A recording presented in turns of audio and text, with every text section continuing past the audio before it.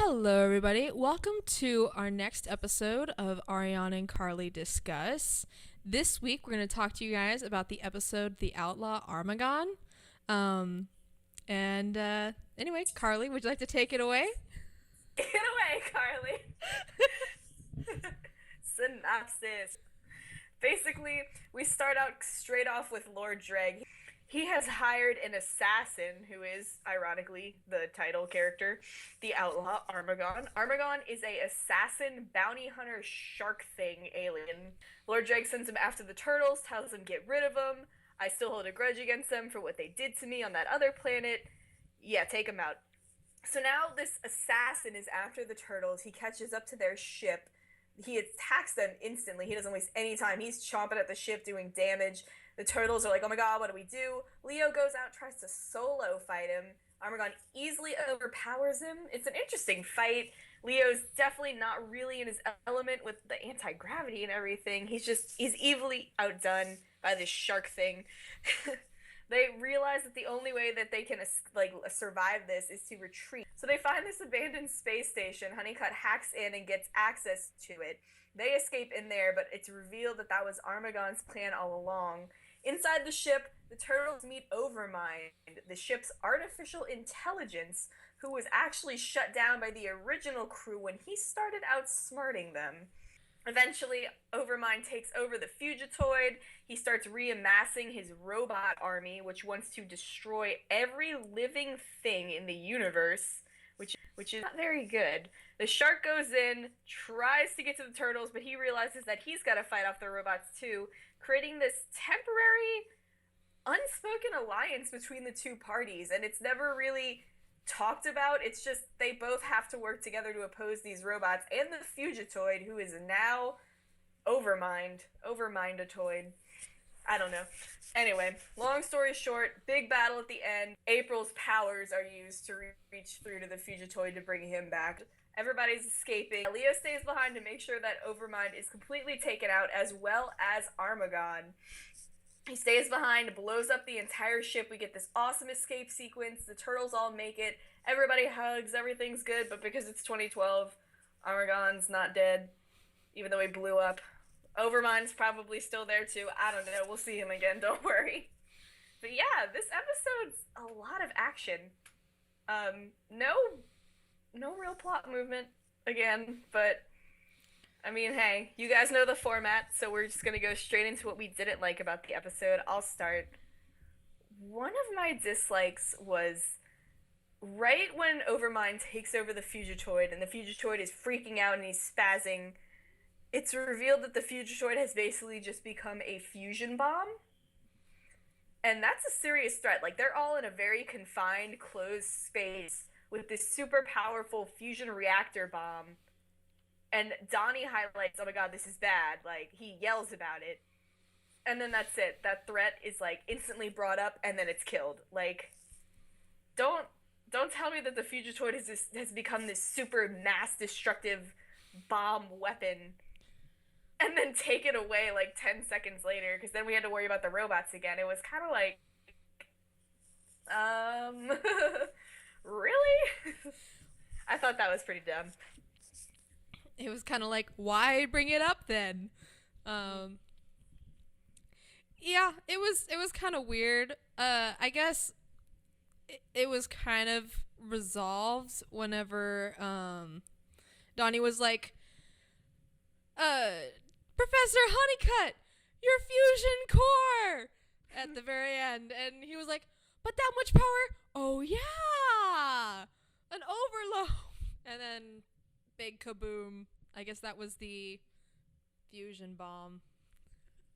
Although that much power should have done more than just exploded, make a little poof of purple smoke, but The way that they set it up, though, with like dialogue and everything, it just seemed like they were worried about it exploding right then and there.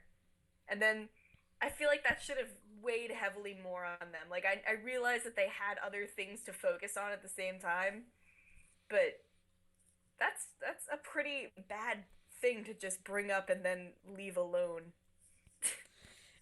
yeah, I agree. It was kind of just strange. Good job, 2012. I'll go right into one of my dislikes.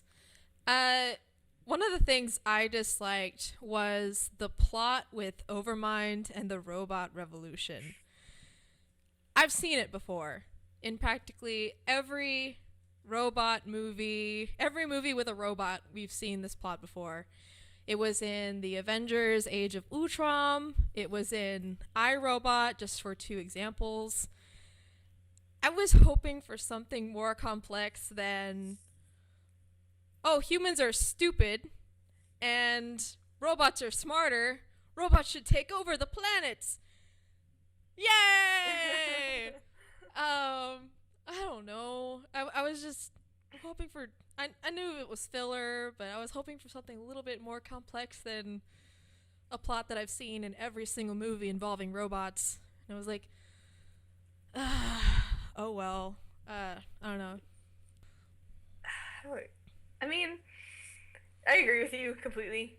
Like I said, I was just like, this is really cliche. But then again, after what they did with the Worm episode, where they literally took an episode of another show that Sierra works on, Super Robo Hyper Monkey, the monkey show that I don't watch, I can't say that I don't expect that. So I was able to overlook it, but I still think it was completely cliche. Anyway, so one of your dislikes. So we're going into this fight with these robots and this robot army, and we see them get built, and we know from previous information earlier in the episode that this space station is known for like its dangerous robots, and that's why it was shut down in the first place, and blah blah blah. So I'm thinking, oh my god, okay, this is about to be a really intense fight. Like, we're about to see the turtles go into battle with these basically indestructible beings, and it's gonna be intense. I'm ready. Let's go. Like, this is gonna be awesome to watch. And this first fight with the robots just is one of the worst fights I've ever seen in the 2012 series, if not the worst, because it's so boring, especially the first half. And I think what really hurt the first half of this fight, aside from the horrible fighting, like, there was no cool choreography, there were no like powerful attacks. It looked like the turtles were trying to do terribly. And guess what? They accomplished that. Good job. But one of the worst things that they did was they didn't have any music in that first half. And eventually kind of low key music in the background kind of starts playing halfway through the fight. But it's just not there in the beginning, and it really fails to immerse you into the scene. It's just pathetic. Like, I can't believe they didn't put any music in it. And 2012 has done a really nice job in the past of having scenes not have music and to make it more powerful.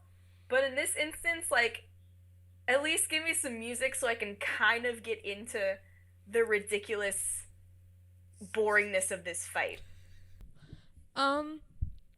Yeah, I mean, the lack of music is kind of disappointing. They've always been pretty good about providing mood music, especially for fights. That's just a huge disappointment, especially for enemies that are kind of like a knockoff Krang. Like, when I first saw them, I was like, oh great, robots again. Are we tired? Are we missing the Krang much? I don't know. Are we regretting killing him off? I don't. I'll be back. Anyway, so one thing that I thought was strange was that they decided to investigate an abandoned space station without their spacesuits. Right? Like, the Fugitoid didn't think to maybe consider the fact, hey, you know what? This might be odd. Or even Leo didn't think, I've seen an episode of Space Heroes where this turned out badly for our heroes. Maybe we should wear our spacesuits as protection. Or right after they discovered the disintegrated Well, actually, after that, they discovered the disintegrated remains. Professor Honeycutt kind of went haywire, but, so, I don't know. It's just, that was just really odd to me. I was like, did they, like, bump their heads when they crashed? Or they, I have no idea what happened. But, even Mikey was like, bros, this is in my comic book. And I was like, last time Mikey said something happened in a comic book, we almost died because mutant squirrels almost killed us. I think it's time to start paying attention to Mikey's comic book. his comic books tend to have a real logic in a comic book universe. Oh my god. In a universe where TV shows parallel your life. You might want to pay attention. I definitely watched them walk in, and I didn't realize it, like, that first second. I was kind of just like, this place is pretty dark. Like, I wonder, because, I mean, in the last episode, we saw people hanging from wires, dead, and the episode before that, like, we've seen some intense stuff this season so far. So my first thought when they walked in there was, oh my god, what are we gonna accidentally stumble upon in this abandoned vessel? And then my second thought was, wait, where are the spacesuits? How are they breathing? They're not breathing! They're not breathing again! Oh. Man, yeah, I'm with you on that one. I was kind of taken a bit aback.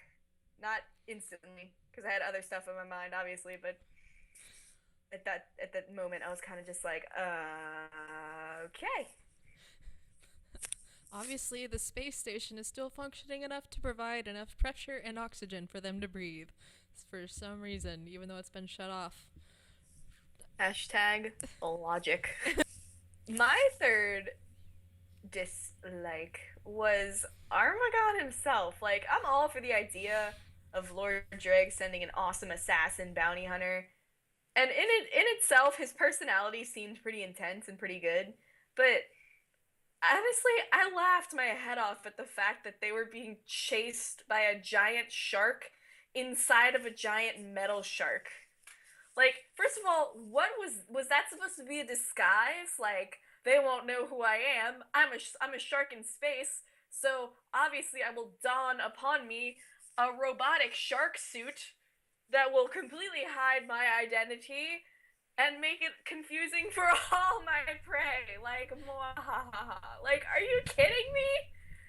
This enemy, and I have been so consistent in praising 2012 this season so far for the insanely awesome enemies that they've made, but when I saw a giant shark inside of a giant shark and all his shark mannerisms, like, I lost it. I was cracking up laughing so hard at this. Like, what a joke. Like, what a joke. He was intense, and he's definitely gonna be a threat, but at the same time, like, we couldn't make him look different. Like, he had to be a shark inside of a shark.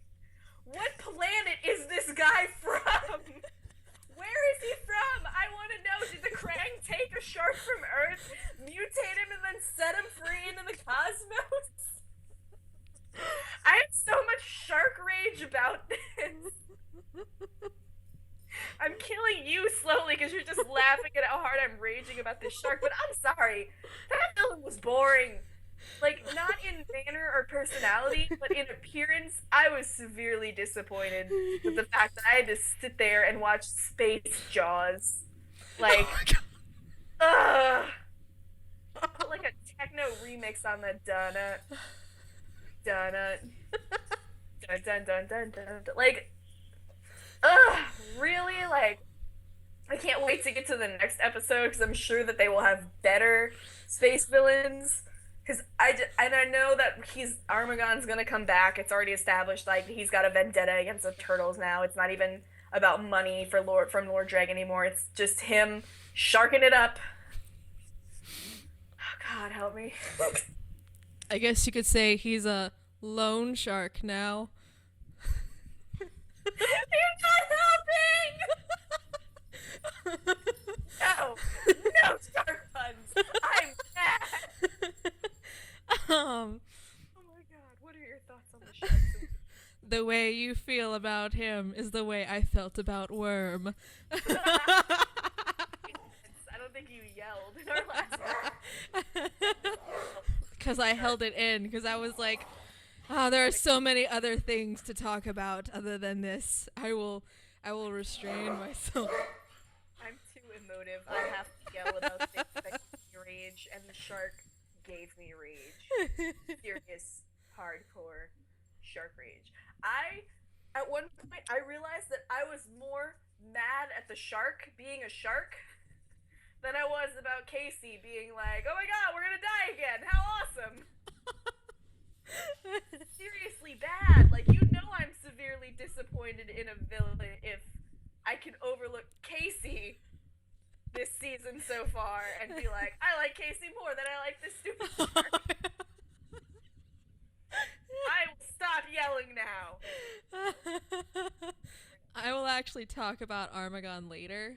Oh god, don't tell me! Oh, we're gonna get into a heated debate later. What was your last dislike? The last thing I disliked was that I feel they could have they could have done something far different with the Fugitoid being possessed by Overmind. Instead of using April's mind powers to get through to him, I think it would have been a far more impactful moment for like the turtles to have to fight him or something, and for them to like have to hold back, and for them to something similar to what we saw when Splinter was being controlled by the Rat King, and when they broke through to him with the picture, and were like, "Here, you're Hamato Yoshi," you know, or maybe. We could have seen something like an internal battle for inside of Honeycutt's subconscious, where it was Honeycutt versus Overmind, and he gets through it himself with like the cries of the turtles in the background, like, "You can do it, Honeycutt!" But instead, we got April being like, "You are Professor Honeycutt. You are not Overmind," and I was just kind of like. They could have made it so much more emotional. They could have made it so much more impactful had they gone that other route, but I felt it was kind of a cop-out to use April's powers again. And I was like, this wasn't why I wanted April to get her powers better. Because I was so excited about seeing April learn how to use her powers. I was like, yes, no more emotional trauma is needed. But then it was like, this wasn't what I wanted. No. So anyway. Bittersweet, I think is the term you're looking for. I'm kind of on the fence about that because I like you, I loved this plot of we have to save the Fugitoid, because when you think about it, like, the Fugitoid is like really their biggest asset in space, and he's the one who knows how to get around, and he's the one who knows how to do everything. So it's kind of like, without the Fugitoid, the turtles would definitely be screwed. Essentially, they would literally be out of options. It is an intense plot to have your biggest asset turn against you and be controlled against you. And I agree with you. I wish we could have seen them fight him a little bit. April's powers, I'm ready to see them now. I'm at a point where I love that we got to see her working on them with the Fugitoid, and I feel like, kind of because she was working with the Fugitoid, I feel like that gave them more of a connection, so I felt like it should have been her to break through to him. But like you said, I kind of also would have rather have seen the Fugitoid get out of it himself, because he was the one who originally states, like, I'm afraid of losing control of myself, I'm afraid of losing my humanity, I don't want to see myself as a robot or a cyborg or whatever. So yeah, that sets up this like complex within him, that he's got this eternal struggle of like, I am a man, I am not a machine, which is a deep story in itself. And I don't know how much they'll touch up upon it in this series. I hope that they do more, and that was a really good opportunity for them to do that, and they did kind of throw it away. to use April's powers as a cop out, but at the same time, like, it is exciting to get to see her further her abilities. What did you consider to be your oh my gosh moment? Leo Oh, we being have the a same one. hero when it comes to the Armaggon in space, when it comes, or even whenever he was, just anytime he fought against Armaggon. It kind of, I was kind of like, it was very brave of him and something very much Leo to do. But at the same time, I was like, chill out, Leo. This isn't a season finale. You get to live. This is only like the 4th episode in the season. You don't have to sacrifice yourself yet. You can chill a bit. But and whenever he was doing it in space, I just kept thinking, he's only connected with one of those tether lines. If he gets separated, he is kind of lost forever. And I'm just like, he didn't really think this through. He was acting more like Raph in the first fight, and I don't know. I don't know. What do you have to say about that one? Can I pass and talk about it later? Sure. Thanks. I will say this though, like I loved seeing Leo's hero complex. I did. I loved it. I feel like the first fight I agree with you. I think he was being kind of irrational to a point, but at the same time, I feel like they were in immediate danger. They didn't know what was going on, and it's so like Leo in that type of situation to put everything else aside and go into something head first if it means keeping his family safe. That's so like him, and like I appreciated that. And I thought we had the same oh my god moment when you said Leo, but we didn't. So I'll just say my oh my god moment was the very end when Leo's like whoever he said, like, set the computers to do this, like just the total nerd moment of the century. Absolutely hilarious. And the Fugitoid's just like, actually, Leonardo, the computers themselves do that. And he's like, oh. And then he has like that awkward like arm bounce, like twitch like up and down, like I am a dork and everybody here knows. Like I cried. I laughed so hard at that. Like there were tears in my eyes. I was laughing so hard at that moment. Like I have been waiting for Leo's nerd moments every episode, but so far that one was my favorite. It was just so awkward and so intense.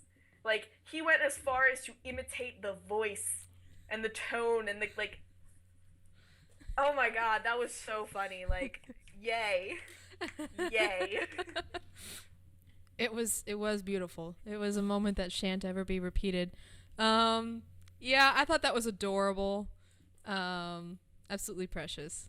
But anyway, so I guess I will start with the first like. Woo! Positives. One of the things that I really liked was that the ending of the episode was kind of reminiscent of the ending in Showdown.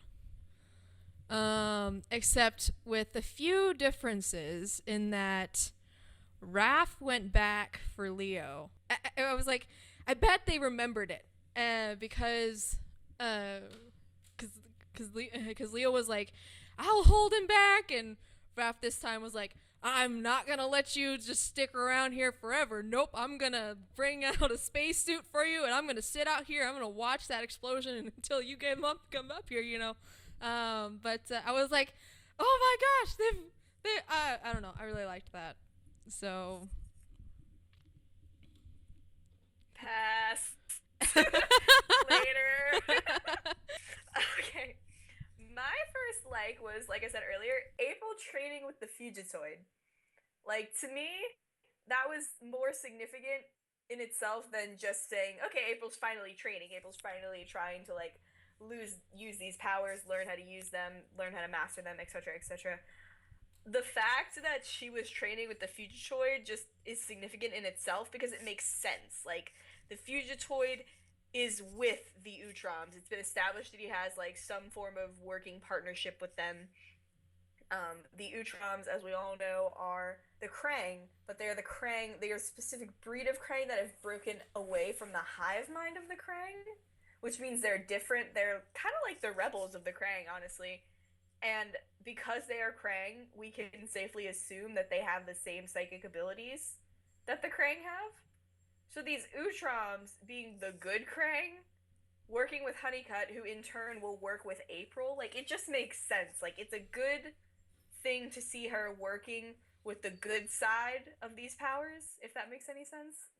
Like I was just relieved that it was the professor because in the past we've seen Donnie try to figure it out, and that's good. Like he would have the mind that would want to figure it out, but at the same time, it's kind of like she needs to work with somebody who's directly associated with this, not just someone who's curious about it and who wants to learn about it. So in a sense, I guess that what I really liked about that was that just the deeper meaning of April working with the Fugitoid. Like it had a meaning. It was good. I don't know how to finish that. Yeah, I originally had that on here, but I replaced it with another thing because I was like, Carly might cover that, and sure enough, you did. But so one of the things I liked was the very temporary alliance between Armaggon and the Turtles because money. I just thought it was really really funny how whenever he like jumped out and like took out all the robots that were trying to turn the turtles into robots because Overmind and Leo was just like, you're on our side? He's like, no, I just can't let you die. Okay, I guess that works. We'll work with you for now because I guess living's a pretty great option until you need a yay. But I thought it was hilarious because Leo just like shrugged it off like, works for me. But, yeah. They did shrug that off pretty casually. I would have liked it more, but I really didn't like that awkward moment when Lord Dreg just randomly changes his mind in the middle of the fight scenes. We FaceTimes Armaggon on his Apple Watch. Literally FaceTime him on his Apple Watch. He's like, yo, I changed my mind. Can you bring me them turtles alive? Because I would like to, just kill them myself. Yeah. This is in no way completely convenient for the rest of the plot of the episode. This will not come in a timely manner to where you will suddenly save the turtles from their impending doom. I just decided, hey, I feel like killing some turtles today. I want to dine on turtle soup fresh, not cold. Oh my god. No, but I really thought it was funny, but at the same time, I would have liked it better had Lord Dreg just started out with that. That would have been an easy fix. It was a random interruption for plot convenience, and I don't like those.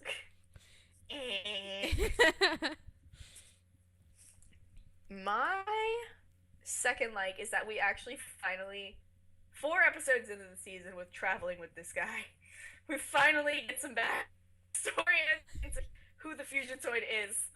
I was kind of like, we've been through a lot of space with this dude, and we don't know anything about him yet.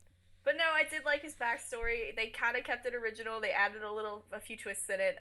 What was random to me was the fact that the cyborg suddenly had emotions and saved the professor. But I mean, it worked out in the end. So. But yeah, I was finally glad to finally see some Fugitoid backstory. But in the exact same thing as that, the way he got the name the Fugitoid, that made me sad. Like, I don't want them to refer to him as Fugitoid anymore. I want them to start calling him Professor now, because it doesn't seem right. Yeah, I just Professor Honeycutt.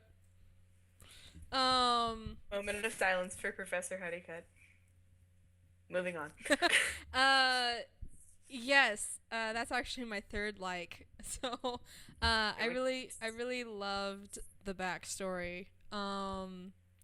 It was a little random how the android was suddenly like, oh, I'm gonna suddenly like have this, I'm gonna suddenly save you because I have this attachment to you type of thing. But, um, I don't know, maybe he'd programmed some level of AI and the four rules of robotics.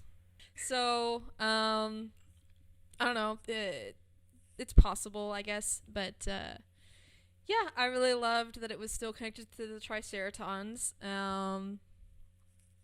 And yeah, I love Professor Honeycutt's backstory, and that was amazing.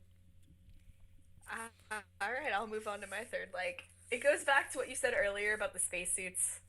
Um, I questioned why they didn't have their spacesuits on, but at the same time, it was good to see them using their old weapons for the most part. Um, there is going to be a time when we go back to Earth and we're going to switch back to our old weapons and we're not going to have all this space technology to rely on. We can't get too reliant on this space tech. I don't want to see the turtles get too reliant on this technology. And it's good because we've seen like a steady back and forth. Like we saw them training with their regular weapons, and now we saw them go into a real combat situation with their regular weapons.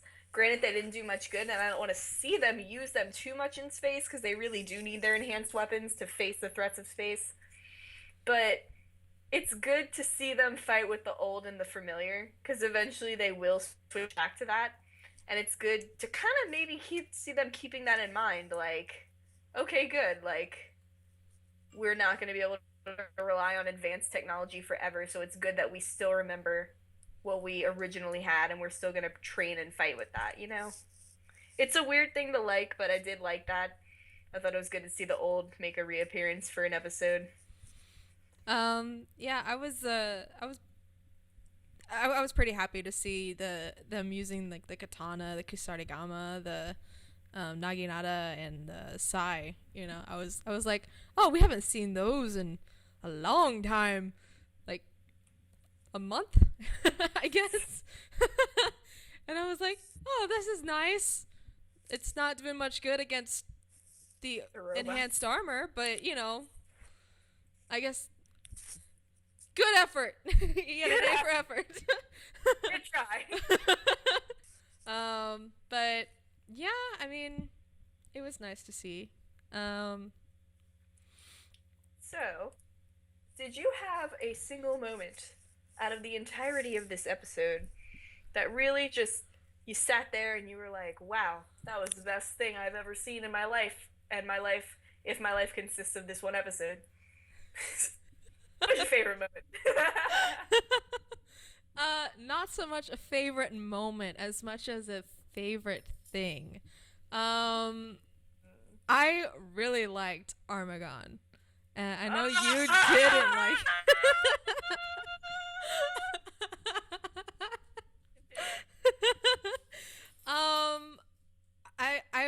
I always love bounty hunters on shows because they are anti-heroes, and I think they're some of the most interesting characters in a show. So I'm really looking forward to the day when we can possibly maybe hire him to do some stuff on our side.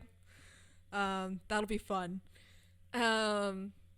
And for actually, the reason I was laughing so hard when you were talking was because I have in my notes Space Jaws is my new nickname for him. And and I was just like, whenever I saw him the first time, I was just like, did it.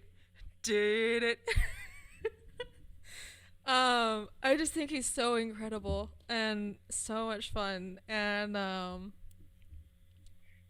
have high hopes for this character, and now he's got a vendetta against them, and he's kind of like I guess he kind of reminds me of like Han Solo. Anyway, so I can't wait to see more of him. And I know He's a shark inside of a shark. you will never see him coming. He's a shadow in the night. I'll cry. Oh my god. I cannot believe that happened. Your favorite was my least favorite. You already know how I feel about the shark dude, so it's kind of pointless for me to talk about it again unless you want me to yell again. I'm kind of yelled out right now. My favorite moment was that whole, exactly like you said earlier, it was Showdown all over again, but this was Showdown this was the part of Showdown that we didn't get to see and that so many of us wanted to see. Like, it was the exact same thing. Leo stays behind, tells everybody to go, and they all go, and he's up against it himself, and he's got to flee this escaping thing, but we didn't get to see that. We only saw him sacrifice himself, and then he pops back up. Like, this time, we got to see so much more of an in-depth look at what happened. Like, we see him fighting, we see the explosions happen. I mean, it was just, we saw him running for his life, and that was so emotional. Like, and then when the other turtles get back in the ship, they're like, "Where's Raph?" I was like, oh, he remembers. And like, to me, like, that point in Raph was like, you know, I've been here, I've done this exact same thing before, and I'm not repeating what I did last time. Like, I'm gonna save Leo this time. Like, I'm not gonna let him. And, like, oh my god, it was so great. Like, and if Raph hadn't been there, Leo wouldn't have made it. Like, Raph was really the key to Leo's survival there. And just the fact that even after experiencing that traumatic of an event one time in your life, but then repeating it again, like, it speaks volumes about Leo's character. Like, he really is willing to do absolutely anything to ensure his family's safety. Like, I loved that moment. I thought it was one of the strongest moment of the season so far. Was just like you said, when I was watching it, I just had those Showdown flashbacks, and I was like, this is what we didn't get to see happen in Showdown, with this twist now that Raph comes in and saves Leo at the very last second, and like just seeing the frantic running. There's a dog in the background, but like, I'm feeling feels, so don't even cut that out. Like, oh my god, just like beautifully handled, beautifully done.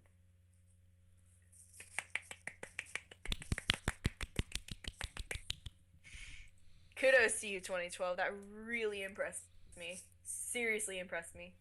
I wouldn't doubt it if that stays like my favorite moment of season 4.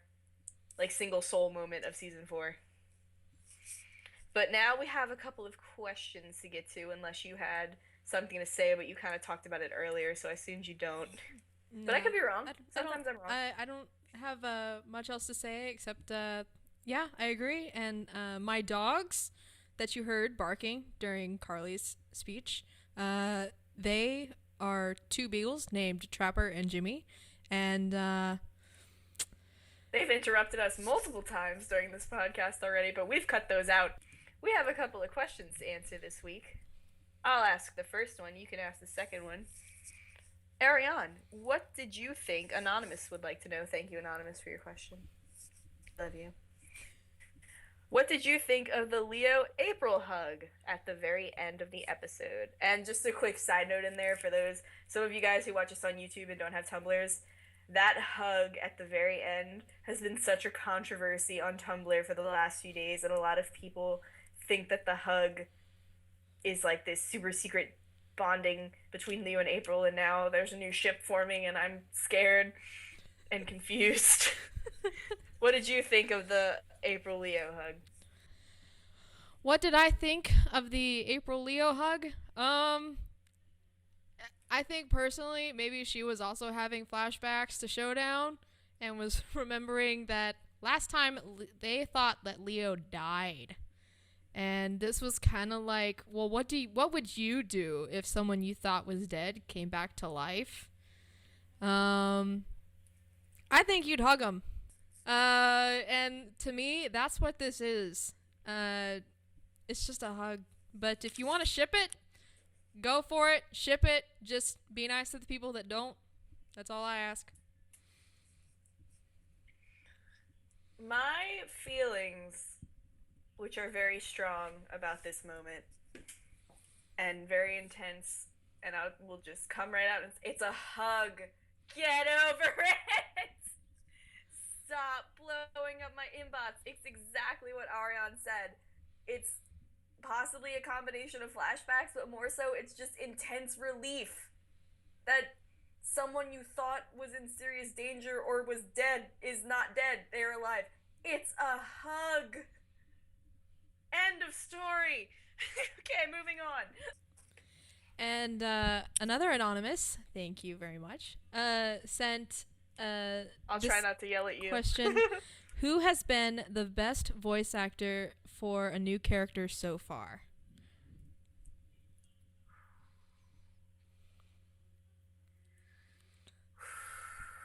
Keith David as Sal Commander. He's been my favorite so far.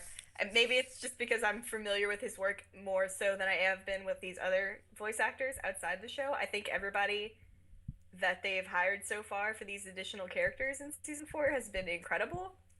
But I just love Keith David. I think his voice is so intense. I think it fits Sal Commander really well. I gotta give it to Keith David. He did an excellent job. He did my favorite job. Keith David. Zelda Williams for Mona Lisa. I think she definitely caught the attitude of the character, and even whenever the character suddenly switched to being lovey-dovey over Raph, she caught that as well, and which I don't know, isn't all that easy for me, so I'm gonna guess it's not all that easy to do. So yeah, and I mean, everyone's been doing such a good job, both new and old voice actors, so good job to everyone. But yeah, Zelda Williams for me. The Salamandrians just really know how to voice act.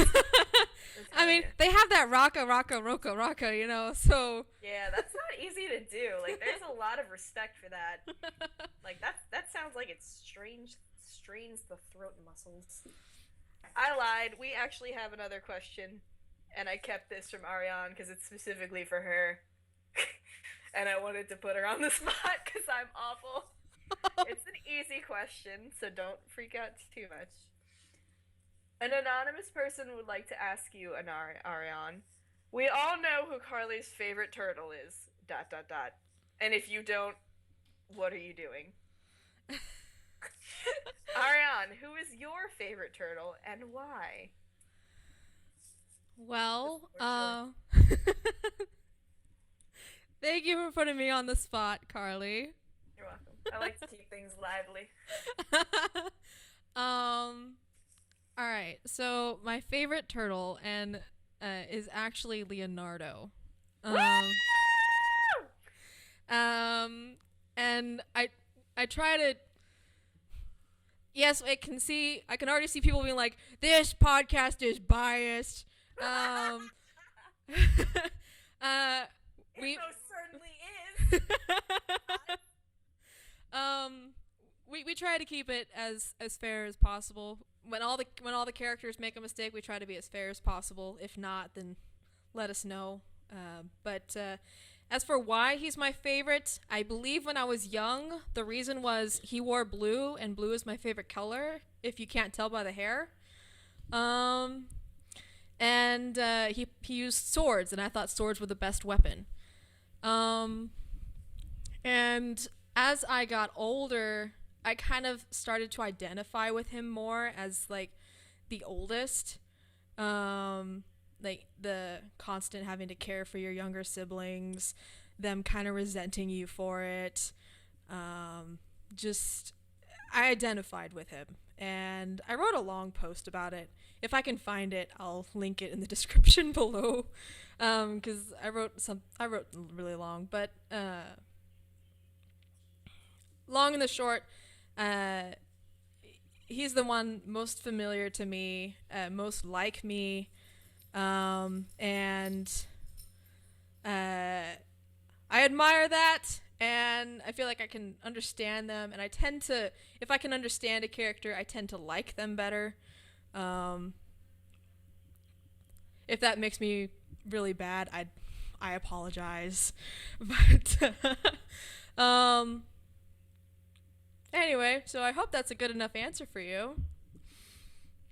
Good enough for me. Thanks, Carly. Thank you, Anonymous. You're welcome, and thank you, Anonymous. Don't be afraid to ask us non-anon question, guys. Like, it's okay if you want to. We get a lot of anonymous questions, but we're not mean.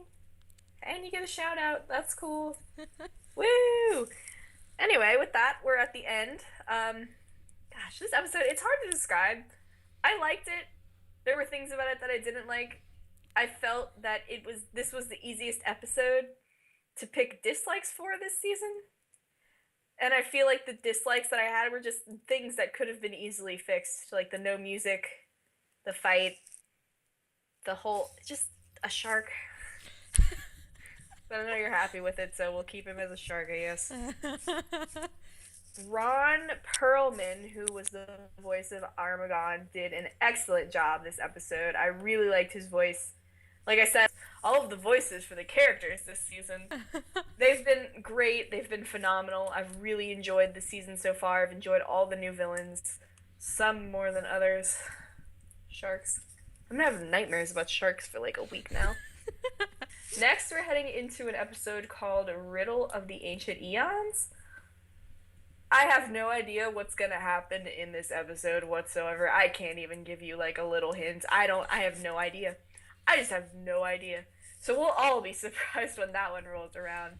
This episode, I'm gonna give it an 8 out of 10. I really enjoyed it. I have to dock 2 points because we fought a shark in a shark. What did you have any final thoughts about that? I liked this episode. I enjoyed it more than the worm episode. Yeah, I'm gonna have to give it like an 8 out of 10. Docking it for the cliche plot. Come on, writers.